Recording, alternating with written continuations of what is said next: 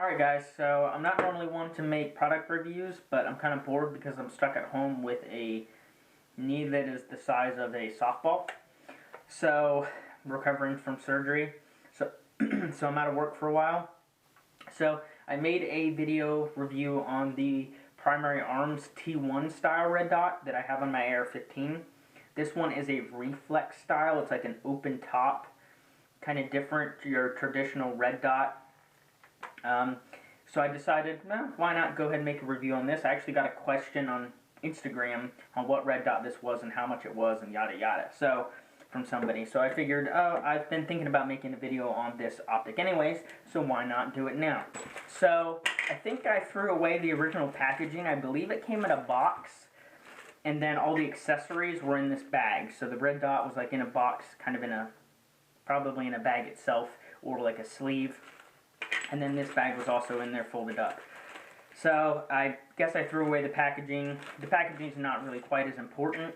I want to show what it comes with. First of all, it does come with a cover, just plastic. It seems decent. It hasn't cracked. I don't put it on there very often at all. I do store this gun in a bag. I fold it up and leave it in a bag. So I don't even use this at all. I just leave it uncovered. But it does come with it, and it does have a logo on it. They're FireField, so pretty cool. Also, what it'll come with is a 90-degree mount. This is CNC'd aluminum. I'm not sure if it's anodized. It might be. This is for 45 degree. I don't know who does that, honestly. Who wants to do that on a firearm? Goes on there basically like that, and then the red dot would sit on the side if you want to use a more magnified optic or something like that. I don't know why you would do that. Generally they have like red dots and then flip to side magnifiers. Those are more effective than doing something like that if you ask me.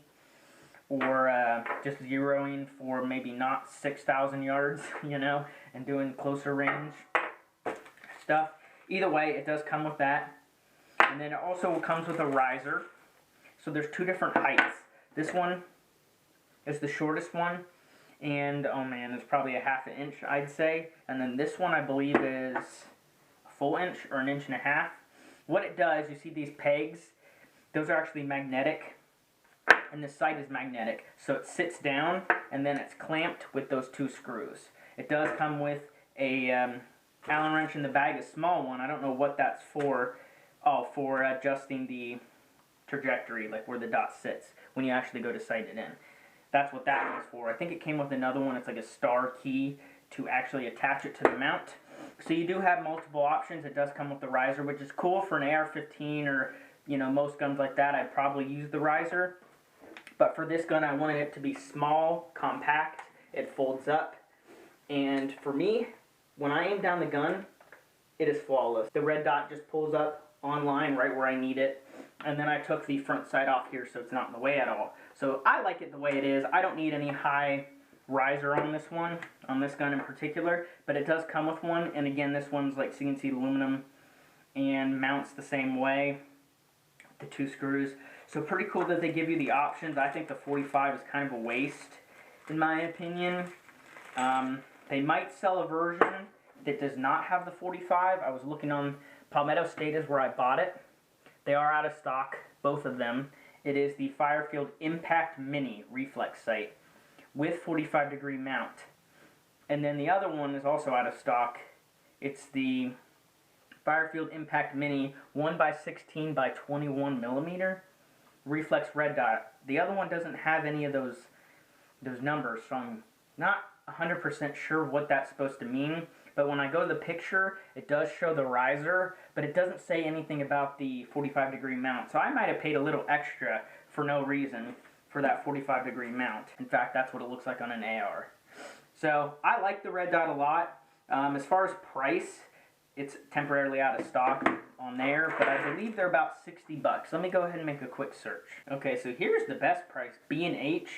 Never heard of this company before. I don't know if they're reputable, but on here it's $47.76. They might get you on shipping, so it's probably $15 for shipping, $65 shipped. You know how that goes. Maybe $10 shipping, so $70 shipped.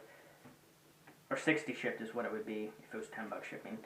So anywhere from 55 to 65 is what you're going to pay for this red dot. It would be used for airsoft. A lot of people will spend that much money on an airsoft sight. It is a budget sight for a real gun in terms of optics. This is a budget sight. I've never been one to spend retarded amounts on optics like EOTechs or aim points, all that stuff. They're hundreds and hundreds and hundreds of dollars, just as much as like guns. And I'm not that kind of person. So the Primary Arms T1 style that I got was like 110 or 100. Maybe it was 90. Somewhere, 90 to 110 for that one. And that is a good, really good red dot. I have nothing but praise about that. Moving on to the sight itself. Again, it is open top reflex. So the actual dot is shining on the lens from in here. You have the elevation adjustment on the top and then the windage on the side. I did sight it in, and I've shot about 600 rounds through this gun while it's been sighted in, and it doesn't appear to have moved zero at all, which I'm pretty proud of. It's a 223-556, so if somebody's looking for one of these for like a 9mm PCC, or a 45 even, or 10mm, some of those smaller, lower recoiling guns, this would be fantastic. Even on a 223, you know, AR pistol or SIG pistol in this case, it seems to hold at zero and work totally fine. It has 5 brightness settings, which if I would suggest that they did anything, it would be adding the 6th. Because on a very bright day, like a summer day, I have to turn it all the way to the max. And even then, if I had one more setting, I might use it. So for really bright shooting, you're going to have to max it out, and you might still be disappointed with it. But for a home defense gun, you're planning on shooting it indoors, it will probably be darker than outside at least. You have no excuse to not trust this sight on a home defense style gun. I do have a video on this gun. It is a pretty long one. My firearm reviews and overviews are always long. You should expect that. It's a real gun. I got a lot to talk about. As far as the sight itself, it's got the logo there, FireField.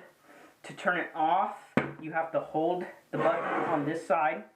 You hold it, and it will shut off.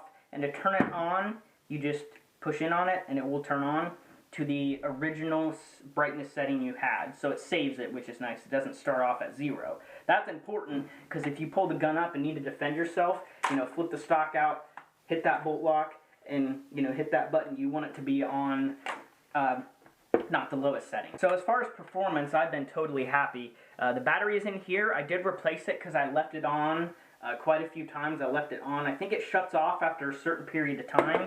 And the manual that it comes with, I forgot to mention that, on a cleaning cloth. It is a 5 MOA red dot with 5 brightness settings. So as far as sighting it in, I actually double checked it 2 different times to see if it was sighted in with the ammo I was using.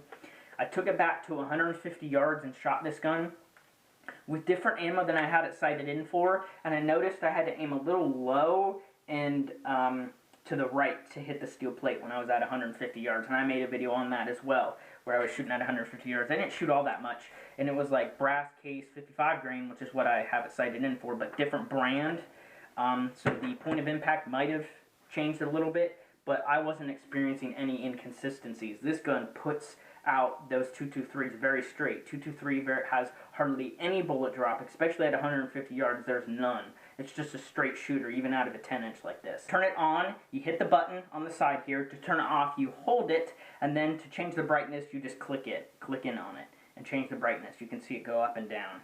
So that's pretty much it for this video. I'm going to get a close-up video with my iPhone, taking a video of the red dot so you can see how it looks. For your civilian, average shooting and plinking, having fun, and, you know, home defense, it will do its job. So thank you guys for watching. Hope you enjoyed this video, and I'll see you in the next one. Just turn it on and off, and change the brightness.